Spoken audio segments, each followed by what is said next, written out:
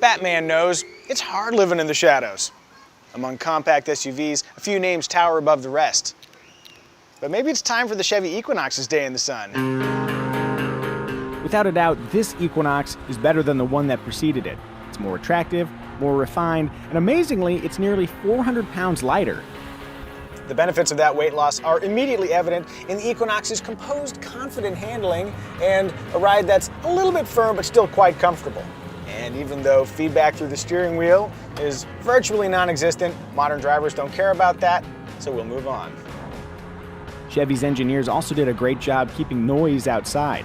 That, along with pleasing road manners, makes the Equinox a superior choice for both long and short commutes. Powering the Chevrolet Equinox is an all-turbocharged four-cylinder lineup, including a base 1.5-liter, a 2-liter, and a 1.6-liter diesel engine. Yes, a diesel. We'll get back to that in a second, but first, the gasoline engines. The base 1.5-liter isn't particularly smooth, but it does generate decent thrust and fuel economy that's near the top of the category. Buy a Honda CR-V and you'll match or exceed those figures, but nonetheless, where EPA fuel economy estimates are concerned, the Equinox is a strong player. Supporting that efficiency is an engine start-stop system that's inoffensive enough we've quietly made peace with the lack of an off button. While a 6-speed automatic is standard, the hardier 2-liter engine uses a 9-speed automatic. Fuel economy drops by several mpg versus the 1.5-liter, but if you want to leave the elementary school drop-off line with real authority, go with the 2-liter. Lastly, there's the Equinox Diesel, an absolute unicorn among compact SUVs. In familiar diesel fashion, horsepower is low, while torque is high.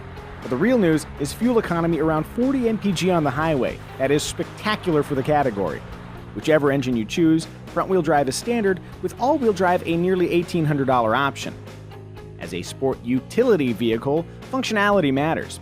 In that regard, the Equinox succeeds. The center console is massive. This front bin is a convenient place to stow your phone that's also near optional USB ports or the optional wireless phone charger. Rear passengers can make use of optional USB ports as well, or a 120-volt outlet, and there's substantial head and legroom in all positions. The rear seats don't slide, but they do recline.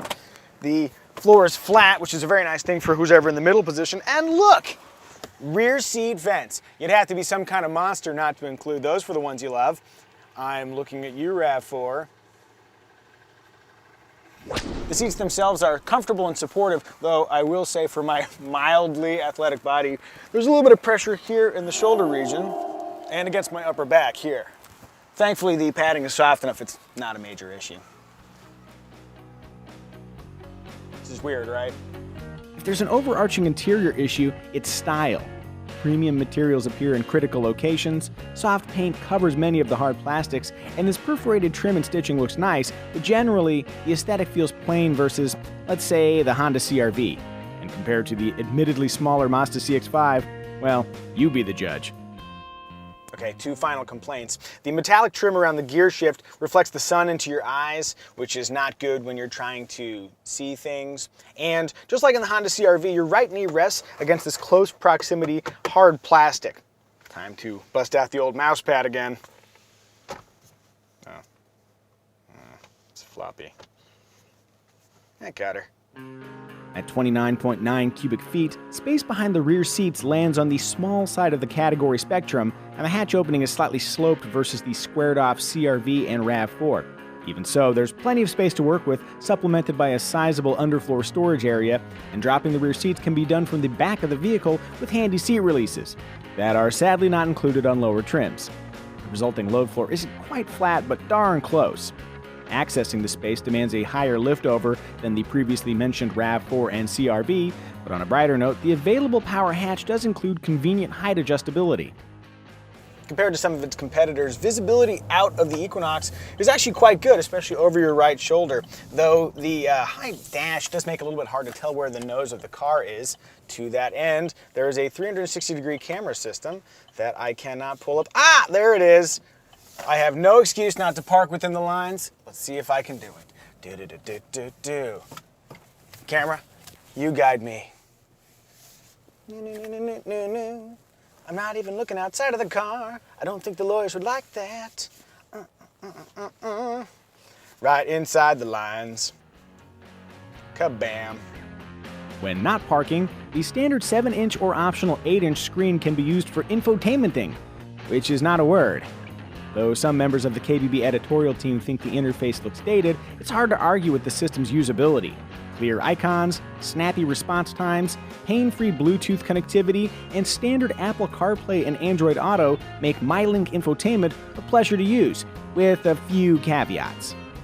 The screen is susceptible to fingerprint smudges, and at certain angles of the sun, it'll wash out. On a semi-related note, every time you start the car, it alerts you that the Wi-Fi is active with an annoying chime.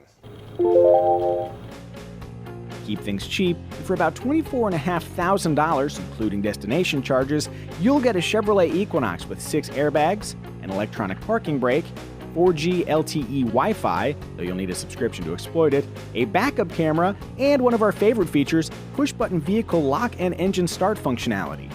Do you have even fancier tastes? Then explore higher Equinox trims to enjoy HID headlights, heated outboard rear seats, leather upholstery, front seat memory, dual-zone climate control, embedded navigation, and a panoramic sunroof. Buy the most expensive Premier trim, and you can also add advanced safety and convenience technology, starting with Lane Keep Assist, which, unlike some of Chevrolet's previous efforts, keeps the Equinox in its lane with real finesse. There's also blind spot warning, rear cross traffic alerts, and a forward collision alert system that uses head-up lighting flashes and super effective seat vibrations to alert the driver. Strangely, adaptive cruise control, an increasingly common feature among the Equinox's competition, is not available. It's also worth mentioning that while mid-tier trims are well priced, the MSRP for a loaded Equinox Premier trim tops $37,000, a hefty sum among compact SUVs.